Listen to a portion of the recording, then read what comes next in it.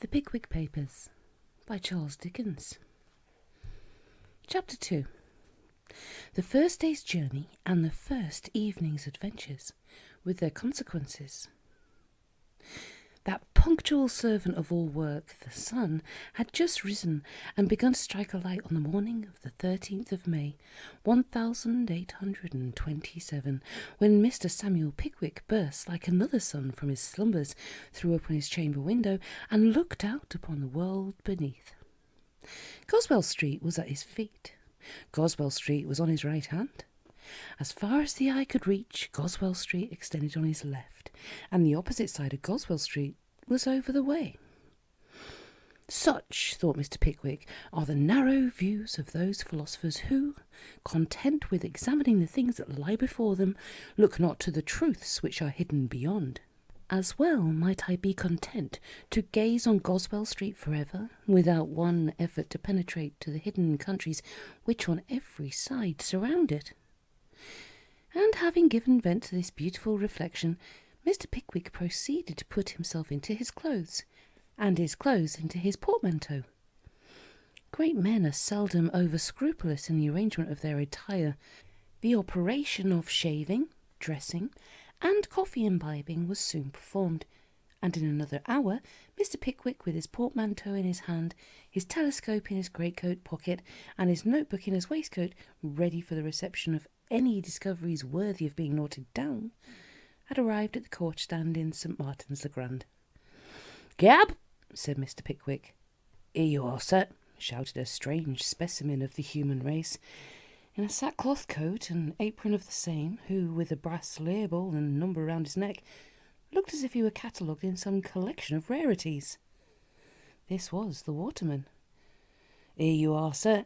Now then, first cab." And the first cab having been fetched from the public-house, where he had been smoking his first pipe, Mr. Pickwick and his portmanteau were thrown into the vehicle. "Golden Cross," said Mr. Pickwick. "Only a bob's worth, Tommy," cried the driver, sulkily, for the information of his friend the waterman, as the cab drove off. "How old is that horse, my friend?"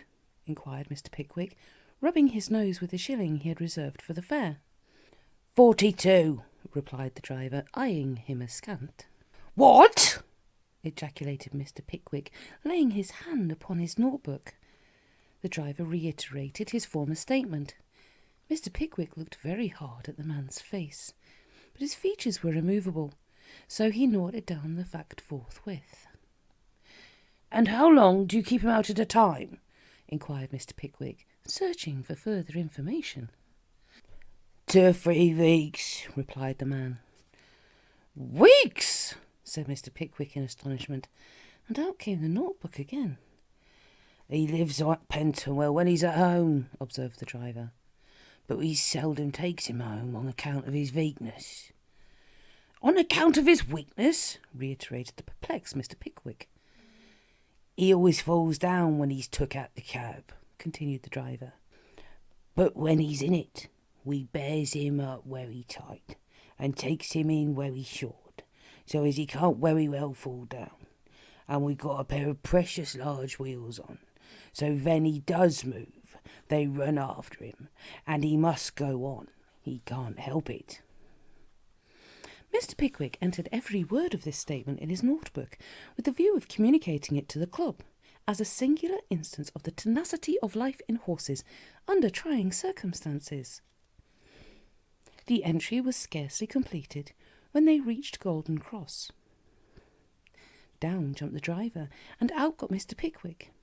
Mr. Tupman, Mr. Snodgrass, and Mr. Winkle, who had been anxiously waiting the arrival of their illustrious leader, crowded to welcome him. "Here's your fare," said Mr. Pickwick, holding out the shilling to the driver. What was the learned man's astonishment when that unaccountable person flung the money on the pavement and requested in figurative terms to be allowed the pleasure of fighting him, Mr. Pickwick, for the amount. "You are mad," said Mr. Snodgrass. "Or drunk," said Mr. Winkle. "Or both," said Mr. Tupman. "Come on," said the cab driver, sparring away like clockwork. "Come on, all 4 of you." Here's a lark, shouted half a dozen hackney coachmen. Go to work, Sam.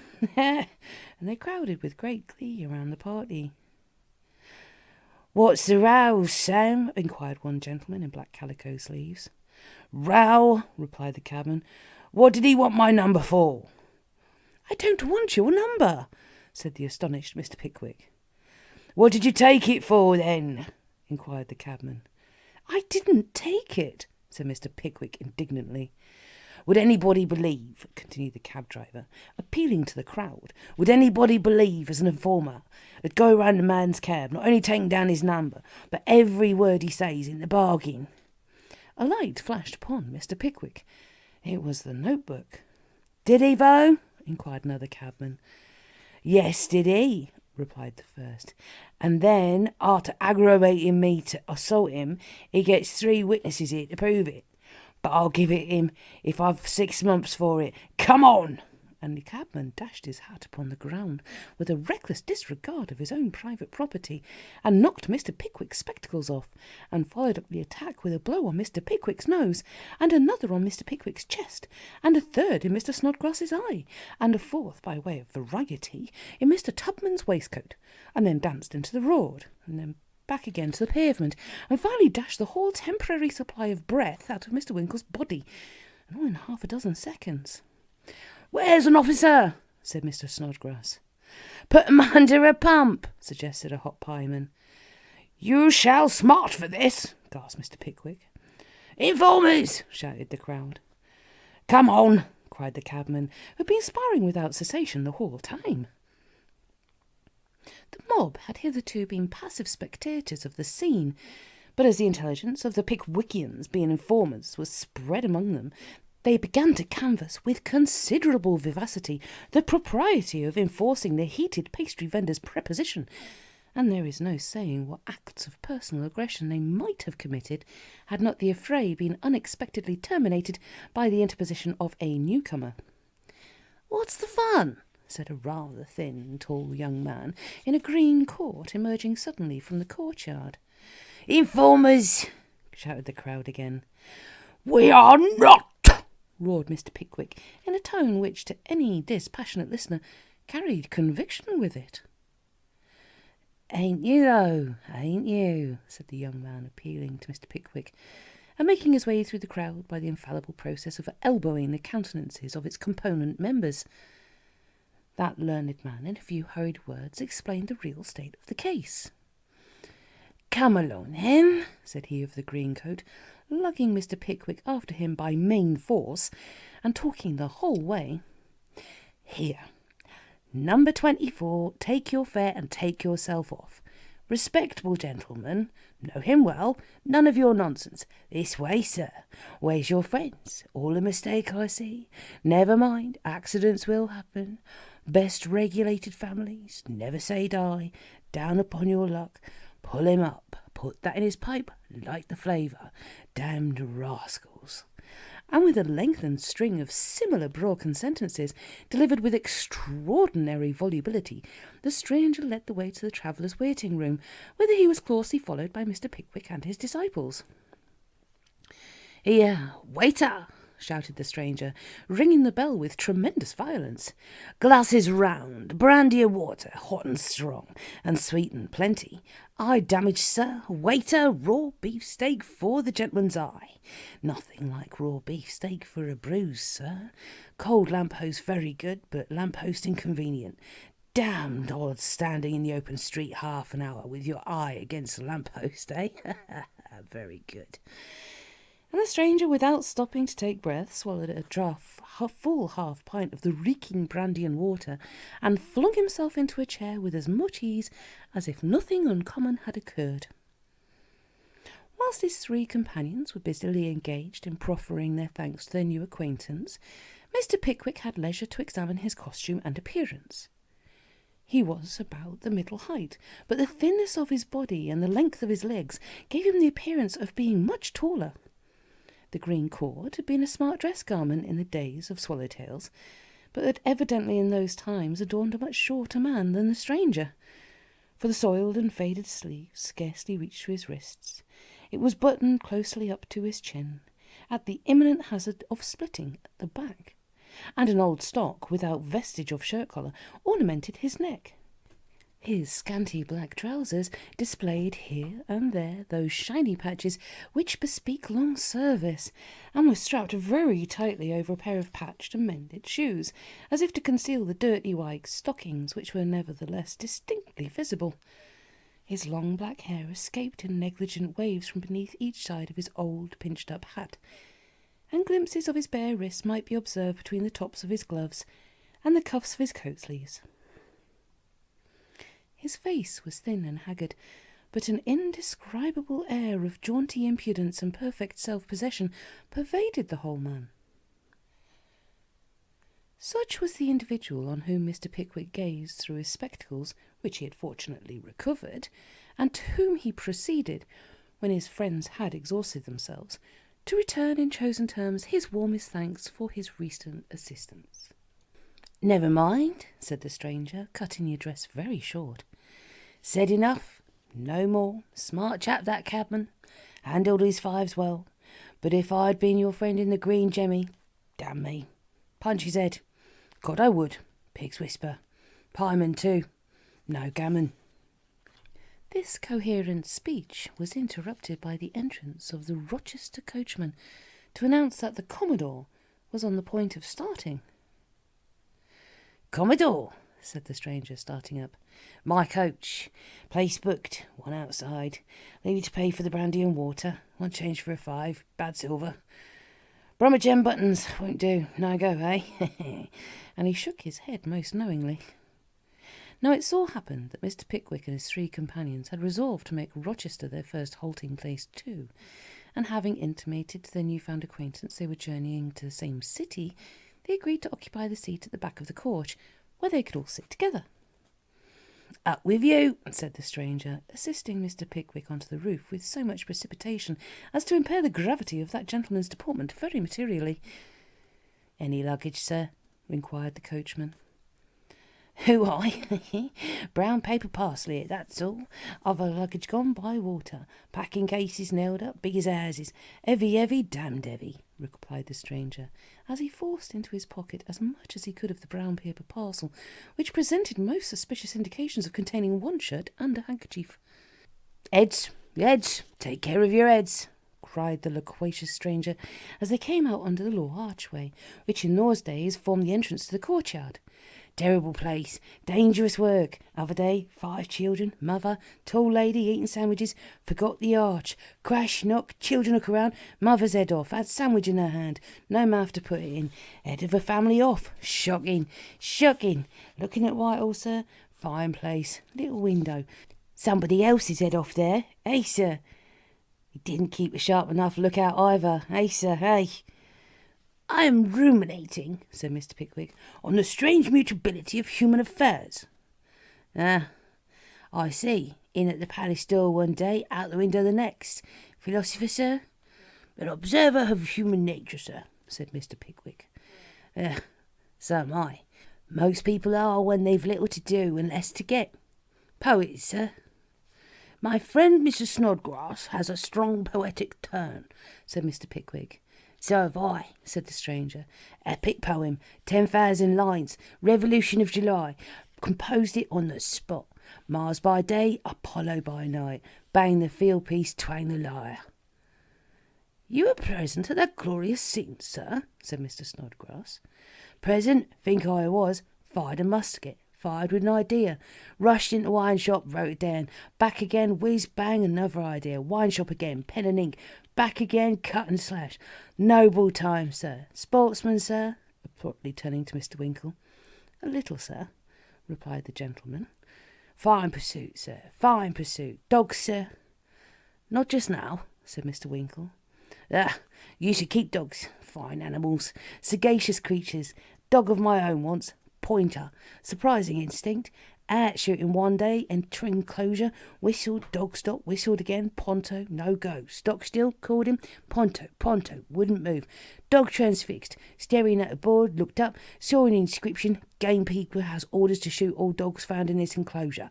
Wouldn't pass it. Wonderful dog. Valuable dog, that very.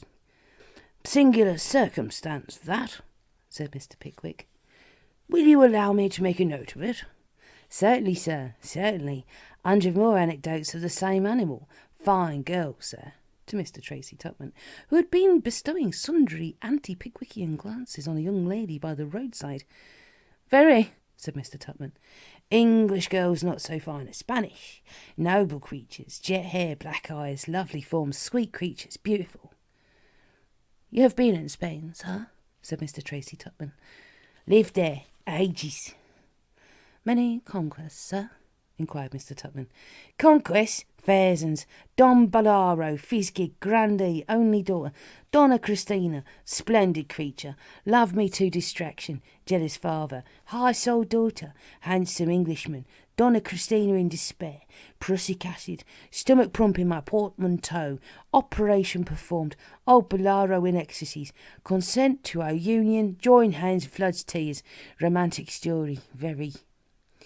Is the lady in England now, sir? Inquired Mr. Tupman, on whom the description of her charms had produced a powerful impression. Dead, sir, dead, said the stranger, applying to his right eye the brief remnant of a very old cambric handkerchief. Never recovered the stomach pump. Undermined constitution. Fell a victim. And her father? Inquired the poetic Snodgrass. Remorse and misery, replied the stranger. Sudden disappearance, talk of the whole city. Search made everywhere, without success. Public fountain in the great square suddenly ceased playing. Weeks elapsed, still a stoppage. Workmen employed to clean it. Water drawn off. Father-in-law discovered sticking headfirst in the main pipe, with a full confession in his right boot. Took him out, and the fountain played away again as well as ever. Will you allow me to note that little romance down, sir? Said Mr. Snodgrass, deeply affected. Certainly, sir, certainly. 50 more if you like to hear 'em. Strange life, mine, rather curious history, not extraordinary, but singular. In this strain, with an occasional glass of ale by way of parenthesis, when the coach changed horses, did the stranger proceed, until they reached Rochester Bridge, by which time the notebooks both of Mr. Pickwick and Mr. Snodgrass were completely filled with selections from his adventures. Magnificent ruin, said Mr. Augustus Snodgrass, with all the poetic fervour that distinguished him, when they came in sight of the fine old castle. What a study for an antiquarian, were the very words which fell from Mr. Pickwick's mouth as he applied his telescope to his eye. Yah, fine place, said the stranger. Glorious pile, frowning walls, tottering arches, dark nooks, crumbling staircases. Old cathedral too, earthy smell, pilgrims' feet worn away the old steps, little Saxon doors, confessionals like money-takers' boxes at theatres. Queer customers, these monks, popes, the Lord Treasurers, and all sorts of old fellows with great red faces and broken noses, turning up every day. Buff jerkins too, matchlock, sarcophagus, fine place, old legends too, strange stories, capital. And the stranger continued to soliloquize until they reached the Bull Inn on the High Street, where the coach stopped. Do you remain here, sir? Inquired Mr. Nathaniel Winkle. Here, not I, but you better. Good house, nice beds. Right's next house, dear. Very dear. £half-a-crown in the bill if you look at the waiter. Charged you more if you dine at a friend's than they would if you dined in a coffee room. Rum fellows, very. Mr. Winkle turned to Mr. Pickwick and murmured a few words. A whisper passed from Mr. Pickwick to Mr. Snodgrass, from Mr. Snodgrass to Mr. Tupman, and notes of assent were exchanged. Mr. Pickwick addressed the stranger. You rendered us a very important service this morning, sir, said he. Will you allow us to offer a slight mark of our gratitude by begging the favour of your company at dinner? Great pleasure. Not presume to dictate, but broil fowl and mushrooms. Capital thing. What time? Let me see, replied Mr. Pickwick, referring to his watch. It is now nearly 3. Shall we say 5? Suit me excellently, said the stranger. 5 precisely. Till then, care of yourselves. And lifting the pinched-up hat a few inches from his head, and carelessly replacing it very much on one side, the stranger, with half the brown paper parcel sticking out of his pocket, walked briskly up the yard and turned into the High Street. Evidently a traveller in many countries, and a close observer of men and things, said Mr. Pickwick. I should like to see his poem, said Mr. Snodgrass. "I should like to have seen that dog," said Mr. Winkle. Mr. Tupman said nothing, but he thought of Donna Christina, the stomach pump, and the fountain, and his eyes filled with tears. A private sitting-room having been engaged, bedrooms inspected, and dinner ordered, the party walked out to view the city and adjoining neighbourhood. We do not find, from careful perusal of Mr. Pickwick's notes on the four towns, Stroud, Rochester, Chatham, and Brompton, that his impressions of their appearance differ in any material point from those of other travellers who have gone over the same ground. His general description is easily abridged. "The principal productions of these towns," says Mr. Pickwick, "appear to be soldiers, sailors, chalk, chimps, officers, and dockyard men. The commodities chiefly exposed for sale in the public streets are marine stores, hard bake, apples, flatfish, and oysters. The streets present a lively and animated appearance, occasioned chiefly by the conviviality of the military. It is truly delightful to a philanthropic mind to see these gallant men staggering along under the influence of an overflow both of animal and ardent spirits, more especially when we remember that following them about and jesting with them affords a cheap and innocent amusement for the boy population. Nothing," adds Mr. Pickwick, "can excel their good humour. It was the day before my arrival that one of them had been most grossly insulted in the house of a publican. The barmaid had positively refused to draw him any more liquor, in return for which he had, merely in playfulness, drawn his bayonet and wounded the girl in the shoulder. And yet this fine fellow was the very first to go down to the house next morning to express his readiness to overlook the matter and forget what had occurred. The consumption of tobacco in these towns," continues Mr. Pickwick, "must be very great, and the smell which pervades the streets must be exceedingly delicious to those who are extremely fond of smoking. A superficial traveller might object to the dirt, which is their leading characteristic, but to those who view it as an indication of traffic and commercial prosperity, it is truly gratifying." Punctual to 5 o'clock came the stranger, and shortly afterwards the dinner. He had divested himself of his brown paper parcel, but had made no alteration of his attire, and was, if possible, more loquacious than ever. "What's that?" he inquired, as the waiter removed one of the covers. "Soles, sir." "Soles? Capital fish. All come from London. Stagecoach proprietors get up political dinners. Carriage of soles, dozens of baskets. Cunning fellows. Glass of wine, sir?" "With pleasure," said Mr. Pickwick, and the stranger took wine, first with him, and then with Mr. Snodgrass, and then with Mr. Tubman, and then with Mr. Winkle, and then with the whole party together, almost as rapidly as he talked. "Devil of a mess on the staircase, waiter," said the stranger. "Forms going up, carpenters coming down, lamps, glasses, and harps. What's going forward?" "A ball, sir," said the waiter. "Assembly, eh?" "No, sir, not assembly, sir. Ball for the benefit of a charity, sir." "Many fine women in this town, you know, sir?" inquired Mr. Tupman, with great interest. "Splendid. Capital. Kent, sir. Everybody knows Kent. Apples, cherries, hops, and women. Glass of wine, sir." "With great pleasure," replied Mr. Tupman. The stranger filled and emptied. "I should very much like to go," said Mr. Tupman, resuming the subject of the ball. "Very much." "Tickets at the bar, sir," interposed the waiter. "Half a guinea each, sir." Mr. Tupman again expressed an earnest wish to be present at the festivity, but meeting with no response in the darkened eye of Mr. Snodgrass or the abstracted gaze of Mr. Pickwick, he applied himself with great interest to the port wine and dessert, which had just been placed on the table. The waiter withdrew, and the party were left to enjoy the cosy couple of hours succeeding dinner. "Begging your pardon, sir," said the stranger. "Bottle stands, pass it round, way of the sun, through the buttonhole, no heel taps." And he emptied his glass, which he had filled about 2 minutes before, and poured out another with the air of a man who was used to it.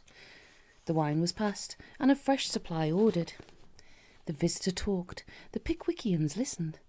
Mr. Tupman felt every moment more disposed for the ball. Mr. Pickwick's countenance glowed with an expression of universal philanthropy, and Mr. Winkle and Mr. Snodgrass fell fast asleep. "They're beginning upstairs," said the stranger. "Hear the company. Fiddles tuning. Now the harp. There they go." The various sounds which found their way downstairs announced the commencement of the first quadrille. "How I should like to go," said Mr. Tupman again. "So should I," said the stranger. "Confounded luggage. Heavy smacks, nothing to go in, or don't it?" Now, general benevolence was one of the leading features of the Pickwickian theory, and no one was more remarkable for the zealous manner in which he observed so noble a principle than Mr. Tracy Tupman. The number of instances recorded on the transactions of society in which the excellent man referred objects of charity to the houses of other members for left-off garments or pecuniary relief is almost incredible. "I should be very happy to lend you a change of apparel for the purpose," said Mr. Tracy Tupman, "but you are rather slim, and I am—" "Rather fat, grown-up Bacchus. Cut the leaves, dismounted from the tub, then adopted Kersey, eh? Not double distilled, but double milled. Pass the wine."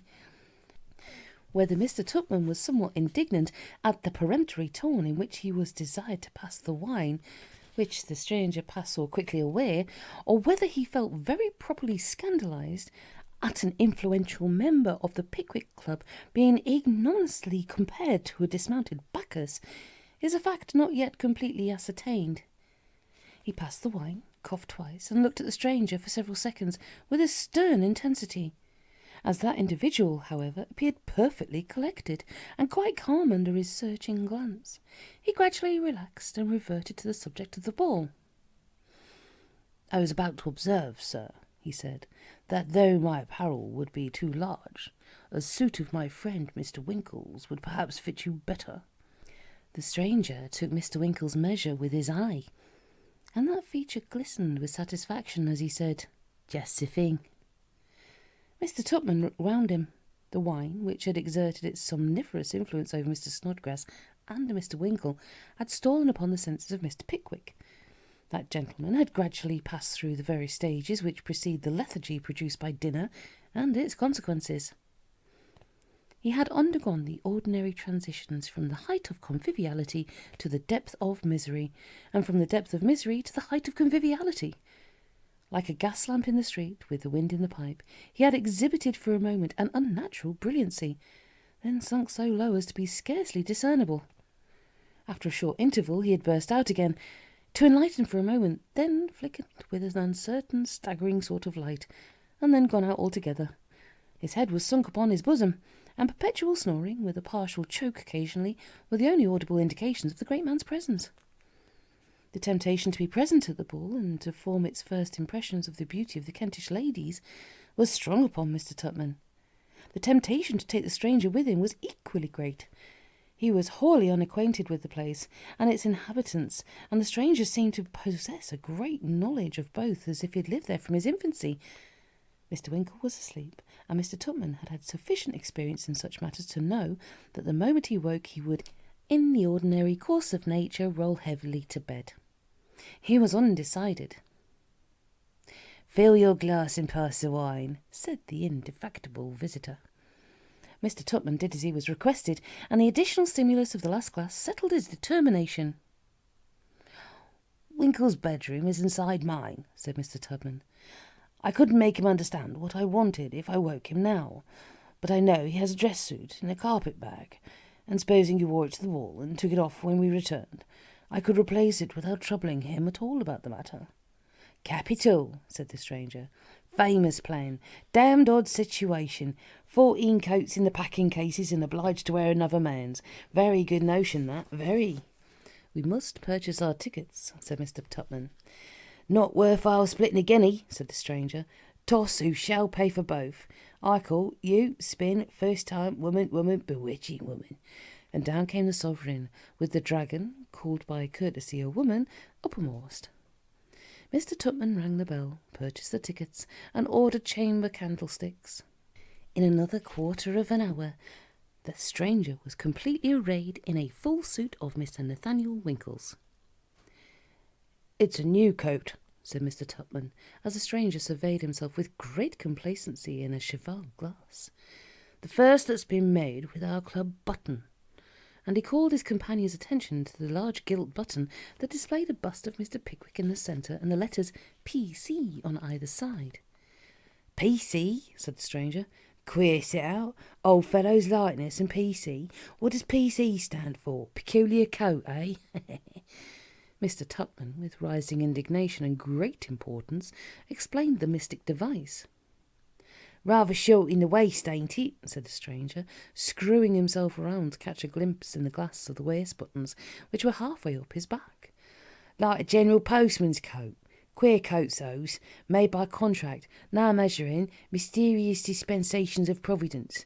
All the short men get long coats, all the long men short ones. Running on in this way, Mr. Tupman's new companion adjusted his dress, or rather the dress of Mr. Winkle, and accompanied by Mr. Tupman, ascended the staircase leading to the ballroom. "What names, sir?" said the man at the door. Mr. Tracy Tupman was stepping forward to announce his own titles when the stranger prevented him. "No names at all." And then he whispered, Mr. Tupman, "Names won't do. Not known. Very good names in their way, but not great ones. Capital names for a small party, but won't make an impression in public assemblies. Incog the thing. Gentlemen from London. Distinguished foreigners. Anything." The door was thrown open, and Mr. Tracy Tupman and the stranger entered the ballroom. It was a long room with crimson-covered benches and wax candles in glass chandeliers. The musicians were securely confined in an elevated den, and quadrilles were being systematically got through by 2 or 3 sets of dancers. 2 card tables were made up in the adjoining card room, and 2 pair of old ladies and a corresponding number of stout gentlemen were executing whist therein. The finale concluded, the dancers promenaded the room, and Mr. Tupman and his companion stationed themselves in a corner to observe the company.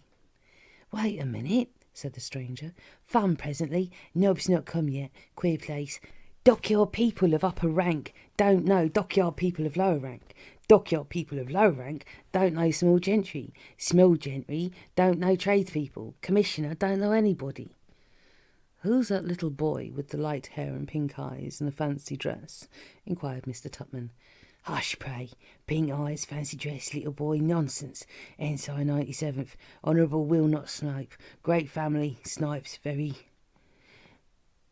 "Sir Thomas Clubber, Lady Clubber, and the Miss Clubbers," shouted the man at the door in a stentorian voice.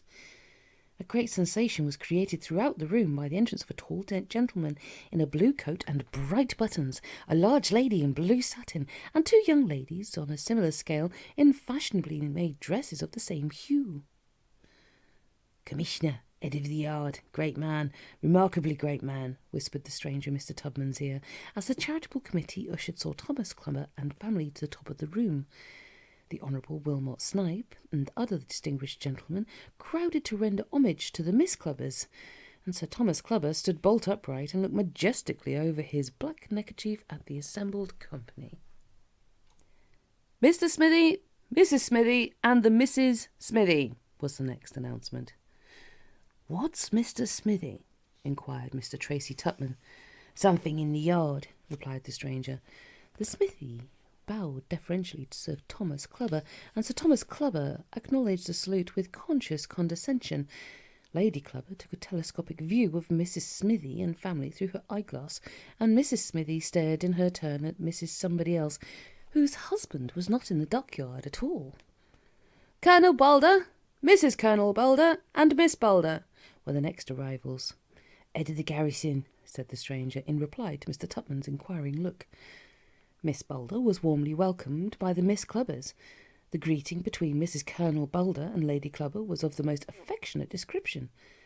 Colonel Boulder and Sir Thomas Clubber exchanged snuff-boxes and looked very much like a pair of Alexander Selkirks, monarchs of all they surveyed. While the aristocracy of the place, the Boulders and Clubbers and Snipes, were thus preserving their dignity at the upper end of the room, the other classes of society were imitating their example in other parts of it. The less aristocratic officers of the 97th devoted themselves to the families of the less important functionaries from the dockyard. The solicitors' wives and the wine merchant's wife headed another grade. The brewer's wife visited the Boulders, and Mrs. Tomlinson, the post office keeper, seemed by mutual consent to have been chosen the leader of the trade party. One of the most unpopular personages in his own circle, present was a fat little man with a ring of upright black hair around his head and an extensive bald plain on the top of it. Dr. Slammer, surgeon to the 97th. The doctor took snuff with everybody, chatted with everybody, danced and laughed and made jokes, played whist, did everything and was everywhere. To these pursuits, multifarious as they were, the little doctor added a more important one than any. He was indefatigable in paying the most unremitting and devoted attention to a little old widow whose rich dress and profusion of ornament bespoke her a most desirable addition to a limited income. Upon the doctor and the widow, the eyes of both Mr. Tupman and his companion had been fixed for some time, when the stranger broke silence. "Lots of money, old girl. Pompous doctor. Not a bad idea. Good fun," were the intelligible sentences which issued from his lips. Mr. Tupman looked inquisitively in his face. "I'll dance with the widow," said the stranger. "Who is she?" inquired Mr. Tupman. "Don't know. Never saw her in all my life. Cut out the doctor. Here goes." And the stranger forthwith crossed the room and, leaning against the mantelpiece, commenced gazing with an air of respectful and melancholy admiration on the fat countenance of the little old lady. Mr. Tupman looked on in mute astonishment. The stranger progressed rapidly. The little doctor danced with another lady. The widow dropped her fan. The stranger picked it up and presented it. A smile, a bow, a curtsy, a few words of conversation. The stranger walked boldly up to and returned with the master of the ceremonies.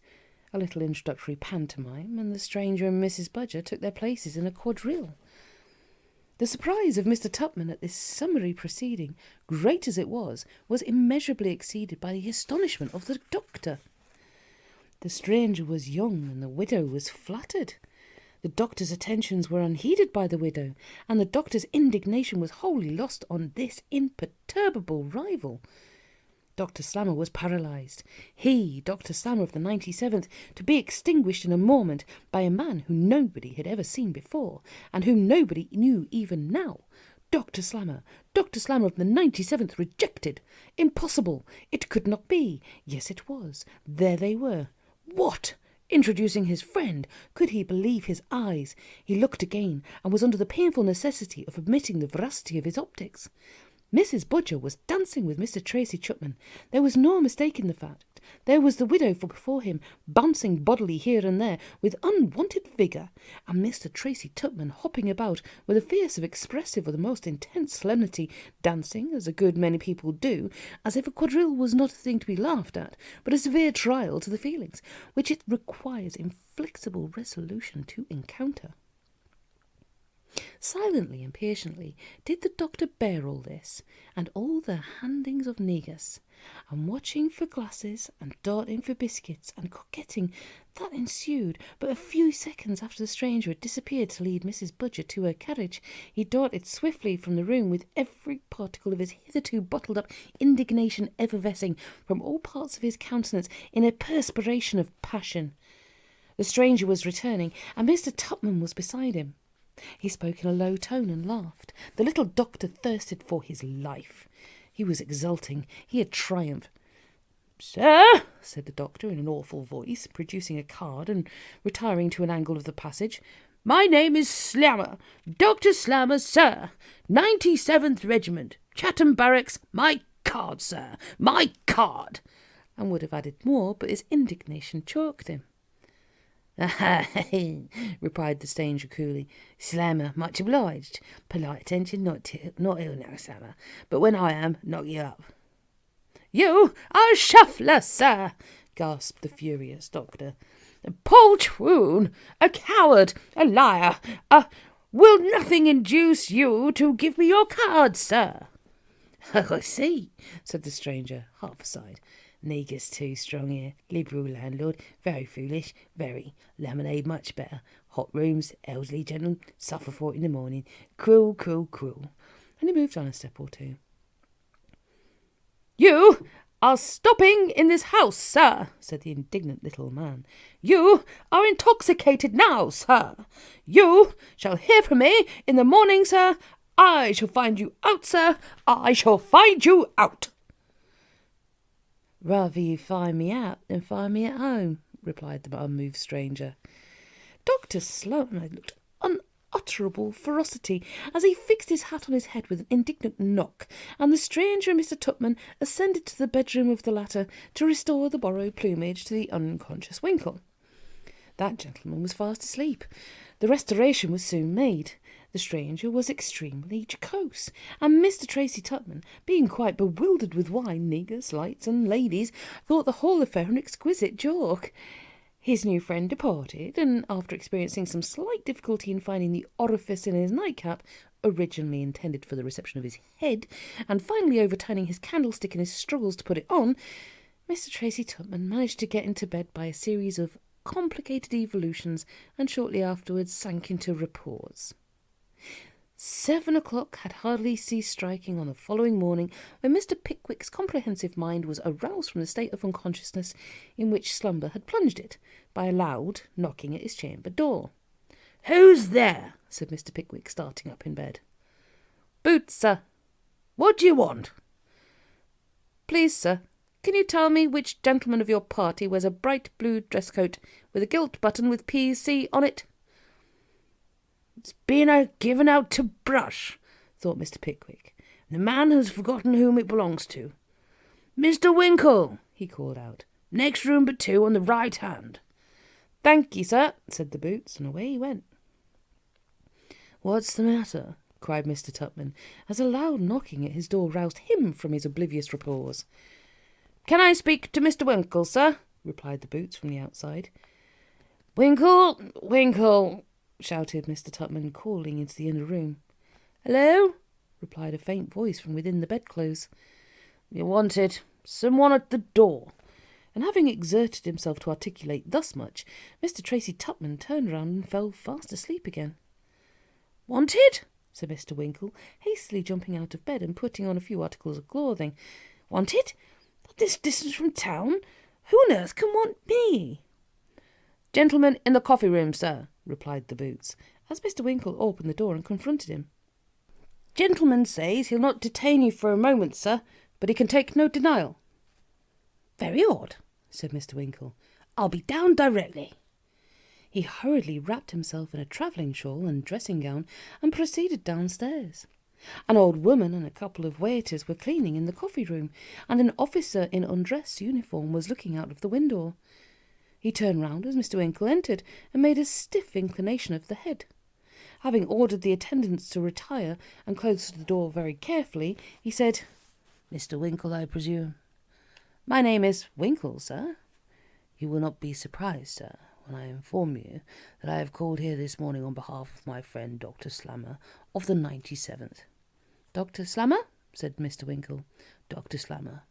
He begged me to express his opinion that your conduct of last evening was of a description which no gentleman should endure, and, he added, which no gentleman would pursue towards another." Mr. Winkle's astonishment was too real and too evident to escape the observation of Mr. Slammer's friend. He therefore proceeded. "My friend Dr. Slammer requested me to add that he was firmly persuaded you were intoxicated during a portion of the evening, and possibly unconscious of the extent of the insult you are guilty of. He commissioned me to say that should this be pleaded as an excuse for your behaviour, he will consent to accept a written apology to be penned by you from my dictation." "A written apology?" repeated Mr. Winkle in the most emphatic tone of amazement possible. "Of course you know the alternative," replied the visitor coolly. "Were you entrusted with this message to me, by name?"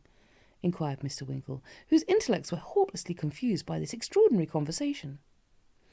"I was not present myself," replied the visitor, "and in consequence of your firm refusal to give your card to Dr. Slammer, I was desired by that gentleman to identify the wearer of a very uncommon coat, a bright blue dress coat with a gilt button displaying a bust and the letters P.C.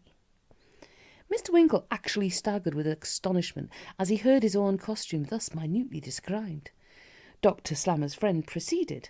"From the inquiries I made at the bar just now, I was convinced that the owner of the coat in question arrived here with 3 gentlemen yesterday afternoon.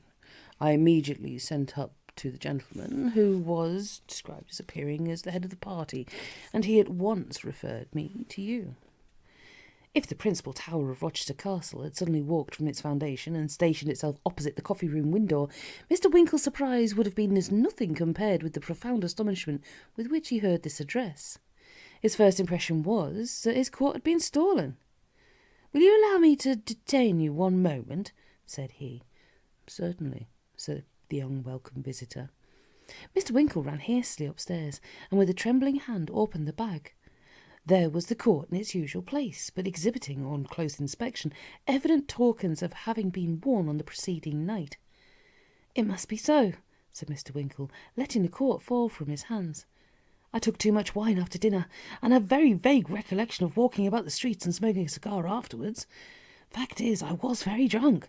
I must have changed my coat, gone somewhere and insulted somebody. I have no doubt of it. And this message is the terrible consequence." Saying which, Mr. Winkle retraced his steps in the direction of the coffee-room, with the gloomy and dreadful resolve of accepting the challenge of the warlike Dr. Slammer, and abiding by the worst consequences that might ensue. To this determination Mr. Winkle was urged by a variety of considerations, the first of which was his reputation with the club. He had always been looked up to as a high authority on all matters of amusement and dexterity, whether offensive, defensive, or inoffensive, and if, on this very first occasion of being put to the test, he shrunk back from the trial, beneath his leader's eye, his name and standing were lost for ever. Besides, he remembered to have heard it frequently surmised by the uninitiated in such matters, that by an understood arrangement between the seconds, the pistols were still seldom loaded with ball, and furthermore he reflected that if he applied to Mr. Snodgrass to act as his second, and depicted the danger in glowing terms, that gentleman might possibly communicate the intelligence to Miss Pickwick, who would certainly lose no time in transmitting it to the local authorities, and thus prevent the killing or maiming of his follower. Such were his thoughts when he returned to the coffee-room and intimated his intention of accepting the doctor's challenge. "Will you refer me to a friend to arrange the time and place of meeting?" said the officer. "Quite unnecessary," replied Mr. Winkle. "Name them to me, and I can procure the attendance of a friend afterwards." "Shall we say sunset this evening?" inquired the officer, in a careless tone. "Very good," replied Mr. Winkle, thinking in his heart it was very bad. "You know Fort Pitt?" "Yes, I saw it yesterday."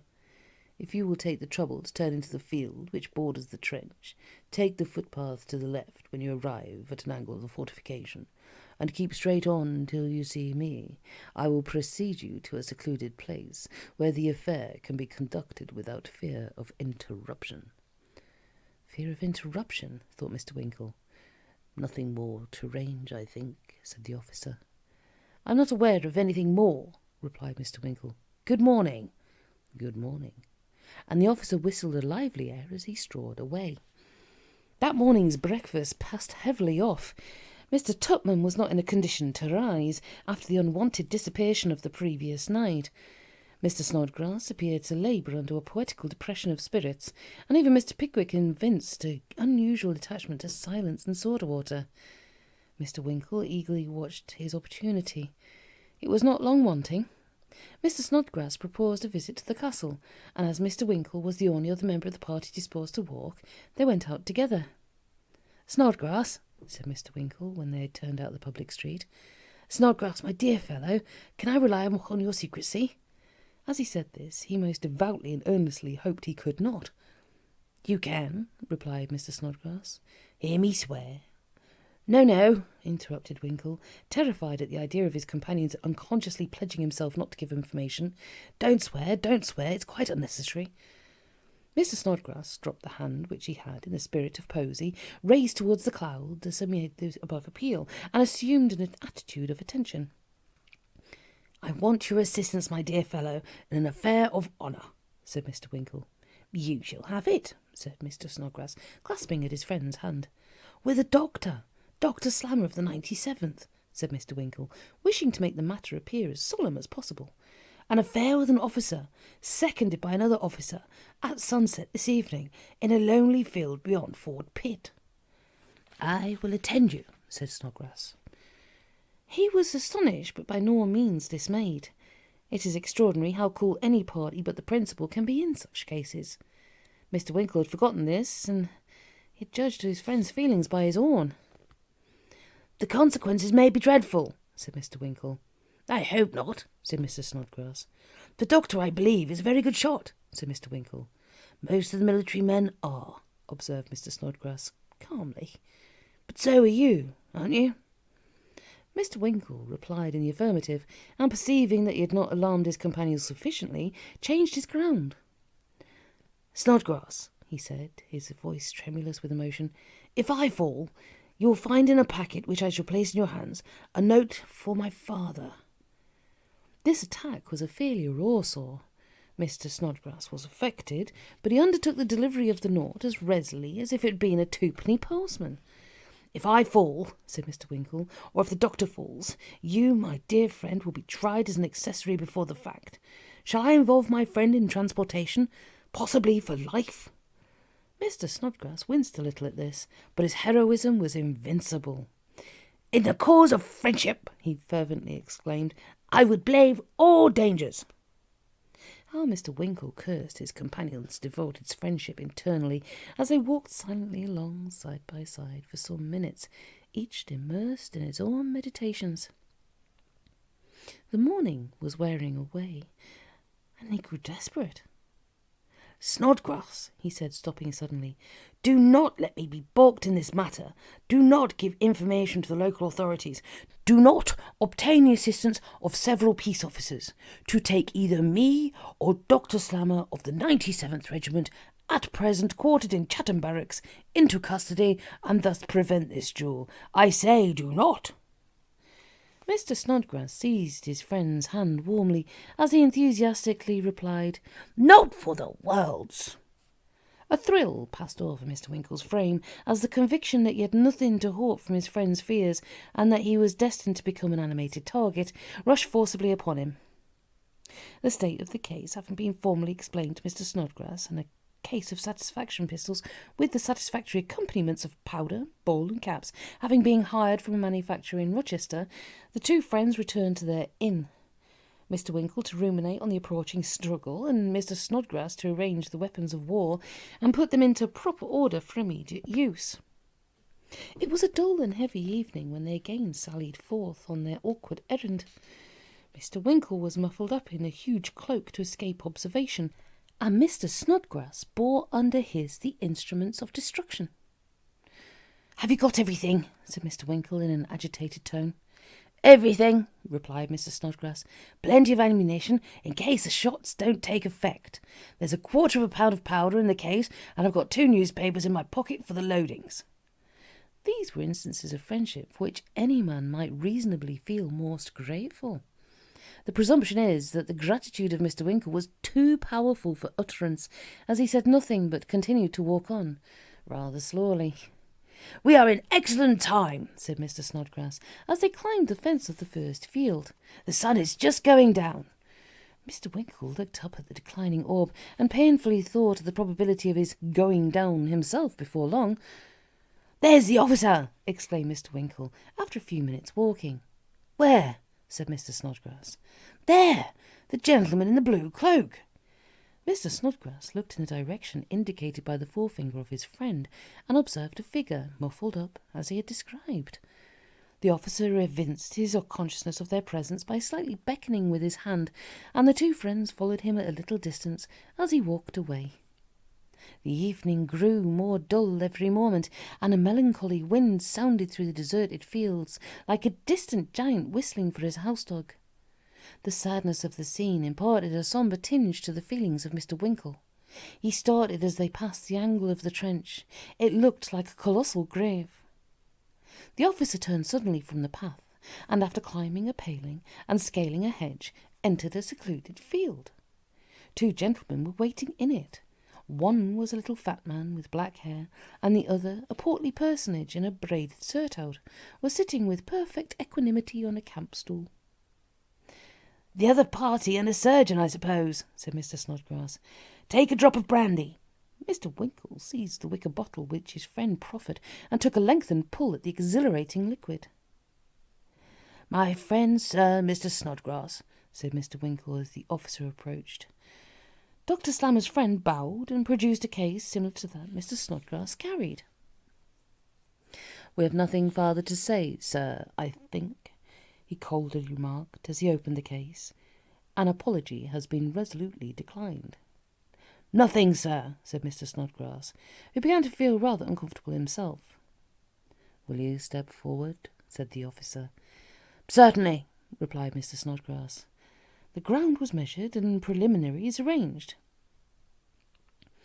"You will find these better than your own," said the opposite second, producing his pistols. "You saw me load them. Do you object to use them?" "Certainly not," replied Mr. Snodgrass. The offer relieved him from considerable embarrassment, for his previous notions of loading a pistol were rather vague and undefined. "We may place our men, then, I think," observed the officer, with as much indifference as if the principals were chessmen and the seconds players. "I think we may," replied Mr. Snodgrass, who would have assented to any proposition because he knew nothing about the matter. The officer crossed to Dr. Slammer, and Mr. Snodgrass went up to Mr. Winkle. "It's all ready," he said, proffering the pistol. "Give me your cloak." "You've got the packet, my dear fellow," said poor Winkle. "All right," said Mr. Snodgrass. "Be ready and steady and wing him." It occurred to Mr. Winkle that this advice was very like that which bystanders invariably gave to the smallest boy in a street fight, namely, go in and win. An admirable thing to recommend if you only know how to do it. He took off his cloak, however, in silence. It always took a long time to undo that cloak, and accepted the pistol. The seconds retired, the gentleman on the campstool did the same, and the belligerents approached each other. Mr. Winkle was always remarkable for extreme humanity. It is conjectured that his unwillingness to hurt a fellow creature intentionally was the cause of his shutting his eyes when he arrived at the fatal spot, and that the circumstance of his eyes being closed prevented him observing the very extraordinary and unaccountable demeanour of Dr. Slammer. That gentleman started, stared, retreated, rubbed his eyes, stared again, and finally shouted, "Stop! Stop!"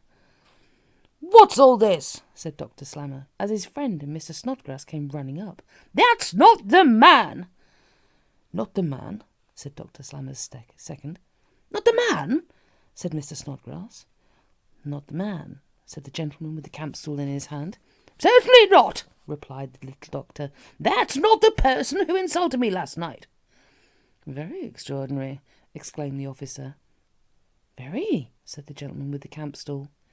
"The only question is whether the gentleman being on the ground must not be considered, as a matter of form, to be the individual who insulted your friend Dr. Slammer yesterday evening, whether he is really the individual or not." And having delivered this suggestion, with a very sage and mysterious air, the man with the campstool took a large pinch of snuff and looked profoundly round with the air of an authority in such matters. Now Mr. Winkle had opened his eyes, and his ears too, when he heard his adversary call out for a cessation of hostilities, and perceiving by what he had said afterwards that there was beyond all question some mistake in the matter, he at once foresaw the increase of reputation should he inevitably acquire by concealing the real motive of his coming out, and therefore stepped boldly forward and said, "I am not the person. I know it." "Then that," said the man with the campstool, "is an affront to Dr. Slammer, a sufficient reason for proceeding immediately." "Pray be quiet, Payne," said the doctor's second. "Why did you not communicate this fact to me this morning, sir?" To be sure," said the man with the campstool indignantly. "I entreat you to be quiet, Payne," said the other. "May I repeat my question, sir?"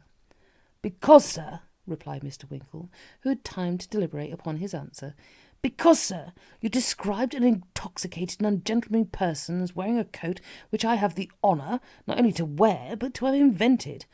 The proposed uniform, sir, of the Pickwick Club in London. The honour of that uniform I feel bound to maintain, and I therefore, without inquiry, accepted the challenge which you had offered me." "My dear sir," said the good-humoured little doctor, advancing with extended hand, "I honour your gallantry. Permit me to say, sir, that I highly admire your conduct, and extremely regret having caused you the inconvenience of this meeting to no purpose." I beg you won't mention it, sir, said Mr. Winkle. I shall feel proud of your acquaintance, sir, said the little doctor. It will afford me the greatest pleasure to know you, sir, replied Mr. Winkle. Thereupon the doctor and Mr. Winkle shook hands, and then Mr. Winkle and Lieutenant Tappleton, the doctor's second, and then Mr. Winkle and the man with the campstool, and finally Mr. Winkle and Mr. Snodgrass, the last-named gentleman in an excess of admiration at the noble conduct of his heroic friend. "I think we may adjourn," said Lieutenant Tappleton. "Certainly," said the doctor. "Unless," interposed the man with the campstool, "unless Mr. Winkle feels himself aggrieved by the challenge, in which case I submit he has a right to satisfaction." Mr. Winkle, with great self-denial, expressed himself quite satisfied already. "Or possibly," said the man with the campstool, "the gentleman's second may feel himself affronted with some observations which fell from me at an early period of this meeting. So if so, I'll be happy to give him satisfaction immediately." Mr. Snodgrass hastily professed himself very much obliged with the handsome offer of the gentleman who had spoken last, which he was only induced to decline by his entire contentment with the whole proceedings. The two seconds adjusted the cases, and the whole party left the ground in a much more lively manner than they had proceeded to it. "Do you remain long here?" inquired Dr. Slammer of Mr. Winkle, as they walked on most amicably together. "I think we shall leave here the day after tomorrow," was the reply. "I trust I have the pleasure of seeing you and your friend at my rooms, and of spending a pleasant evening with you, after this awkward mistake," said the little doctor. "Are you disengaged this evening?" "We have some friends here," replied Mr. Winkle, "and I should not like to leave them tonight. Perhaps you and your friend will join us at the Bull." "With great pleasure," said the little doctor. "Will 10 o'clock be too late to look in for half an hour?" "Oh dear, no," said Mr. Winkle. "I shall be most happy to introduce you to my friends, Mr. Pickwick and Mr. Tupman." "It will give me great pleasure, I'm sure," replied Dr. Slammer, little suspecting of who Mr. Tupman was. "You will be sure to come?" said Mr. Snodgrass. "Oh, certainly." By this time they had reached the road. Cordial farewells were exchanged, and the party separated. Dr. Slammer and his friends repaired to the barracks, and Mr. Winkle, accompanied by his friend Mr. Snodgrass, returned to their inn.